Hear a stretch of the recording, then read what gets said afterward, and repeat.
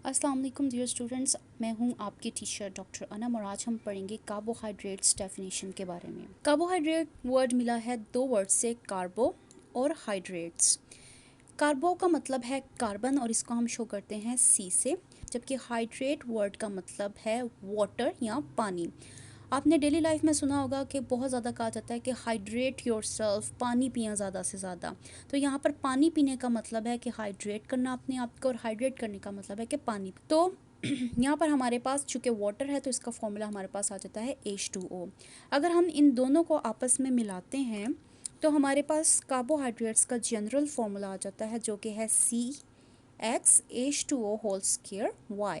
यहाँ पर x represent करता है होल नंबर को, जो कि 3 से लेकर बहुत सारे हज़ार तक हो सकते हैं, जबकि y यहाँ पर सेम या मुख्तलिफ होल नंबर है। अगर हम सेम नंबर को देखते हैं तो हमारे पास एग्जांपल आ जाती है ग्लूकोज की, जहाँ पर x और y दोनों 6 हैं या 6 है, इस वजह से C6H12O6 उसका फॉर्मूला बन जाता है। और अगर हम मुख्तलिफ देखते हैं तो सुक्रोज की एग्जांपल आ जाती है, जहाँ पर कार्बन या X12 है जबकि Y11 है, तो इस वजह से ये C12H22 और O11 फॉर्मूला है। केमिकली अगर आप देखें तो कार्बोहाइड्रेट्स को पॉलीहाइड्रोक्सी एल्डिहाइड्स या कीटोन्स कहा जाता है। पॉलीहाइड्रोक्सी का मतलब है कि इसके अंदर बहुत सारे OH ग्रुप पाए जाते हैं। हाइड्रोक्सी रिप्रेजेंट करता है OH को।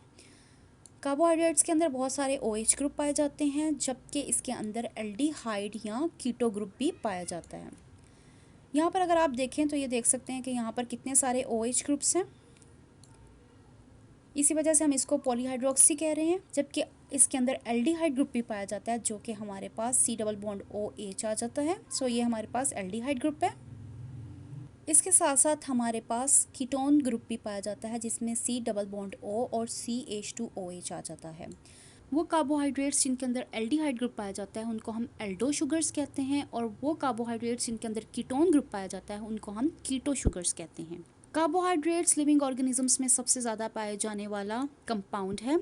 ये ग्रीन प्लांट्स के अंदर पाया जाता है, क्योंकि ग्रीन प्लांट्स के अंदर ग्लूकोज बनती है और उनकी सेल वॉल सेलुलोज से मिलकर बनी है। इसके अलावा ये वुड में, कॉटन, पेपर, शुगर केन और मिल्क शुगर्स के अंदर भी पाया जाता है। अब कार्बोहाइड्रेट क्यों इम्पोर्टेंट है? क्योंकि ये एनर्जी का बेहतरीन सोर्स है।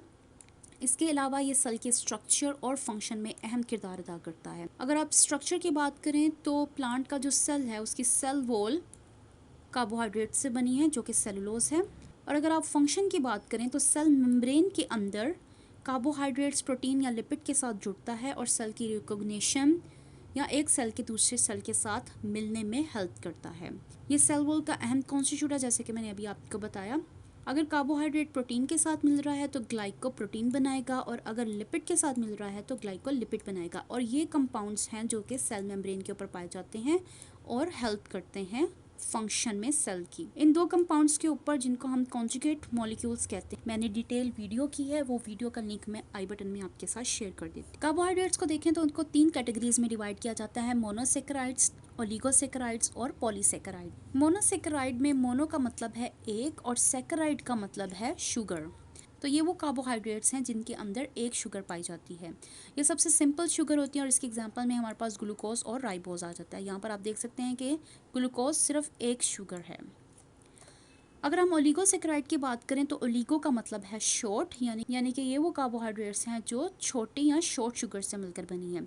जब ये ओलिगोसेकेराइड्स टूटती हैं तो आपके पास 2 से 10 मोनोसेकेराइड्स बनती हैं। इसके एग्जांपल में हमारे पास माल्टोज और सुक्रोज आ जाता है। यहाँ पर सुक्रोज की डायग्राम है। सुक्रोज, जिसको हम डेली लाइफ में जो चीनी इस्तेमाल करते हैं, उसका साइंटिफिक नेम हमारे पास सुक्रोज है। जब ये सुक्रोज को देखते हैं तो ये ग्लूकोज और फ्रुक्टोज से मिलकर बना है, और जब ये टूटेगा तो आपके पास एक ग्लूकोज और एक फ्रुक्टोज मिल जाएगा। लास्ट कैटेगरी हमारे पास आती है पॉलीसेकेराइड्स। पॉली का मतलब है मैनी। तो ये वो कार्बोहाइड्रेट है जो बहुत सारी शुगर्स के साथ बनता है। ये बहुत कॉम्प्लेक्स है और बहुत ज़्यादा पाया जाता है नेचर में।